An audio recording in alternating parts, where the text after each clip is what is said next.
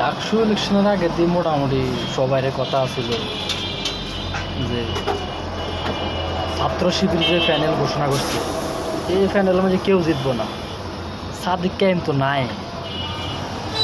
আল্লাহর কি রহমত, এমন জিতলো মানে ব্যাকের অবাক করে দিল। মানে যেটারে কয় ভূমি ধস বিজয়, ডাকসুতো জিতলো, জাকসুতো জিতলো। কিছু কিছু মানুষ আগে বিরোধিতা করতো, কিছু কিছু মানুষ আগে বিরোধিতা করতো, ওনার এরা আর কথাতে কয় না। এরা মানে মানে কথা কয় আমার কোনো মজা হয় না, কি কথা কইব মানে এই অবস্থা হয়ে গেছে। মানে না ধরি মাছ না ফ্রি পানি, এরকম অবস্থা। যে এনার তেমন একটা কথা ঠিক হয় না, আইলো বালাবুরের কথাও জিগায় না। তবে নির্বাচনের আগে বহুত লাভ হয়েছে।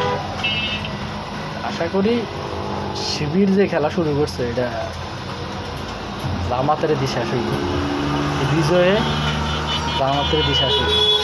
আমরা লাফাইতে থাক, লাফালাফি আমার দরকার নাই, তাহলে আমরা লাফাই নেই। লাফালাফি দরকার, হেরা লাফাক।